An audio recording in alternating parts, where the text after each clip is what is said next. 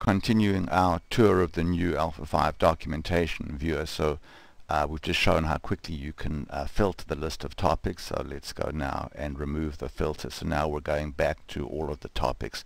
So now let's say that we'd like to do a full text search as opposed to just filtering the list of topics. So for example, let's say I'm looking for information on an X dialog command called start position. So if I start typing here START underbar, so at this point there's no topics that contain the word start position. So let's switch over to a full text search and now basically press the go button. And so now Alpha 5 is searching in all of the topics in the documentation, doing a full text search, and you can see these are the topics that matched my search criteria. And inside the topic, start underbar position has been highlighted for me. So if I scroll down there, I can see start underbar position, etc. So full text search is very easy and very fast, and it's doing a complete search on all of the topics. Now, as we mentioned, this documentation is being read from a local cache.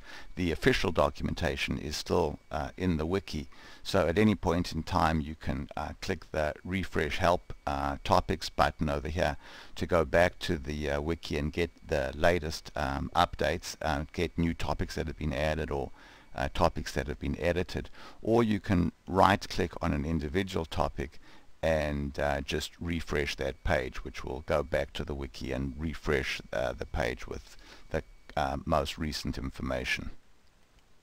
So for example, if I press the refresh help topics button right now, Alpha 5 goes back to the wiki and does a quick search and tells me that all the topics were up to date, no topics were added, and no topics were deleted.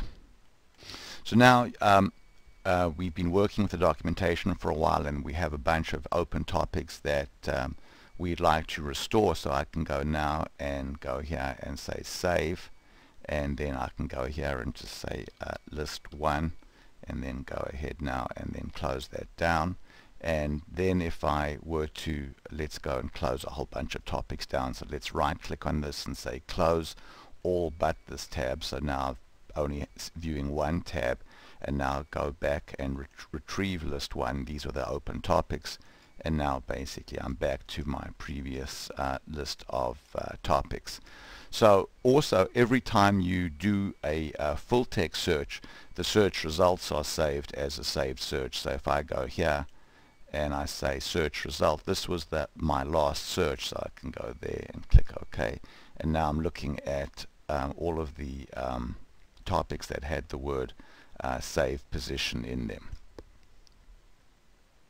So as we mentioned earlier, this window right now is using an MDI window, which means that it's not always on top. It's just like any other Alpha 5 window, and it doesn't remain. It shows up on the window bar, and it shows up in the window list over here as well as a window. But if you have a two-screen computer, then opening up the help in a separate window is a great way of using the help.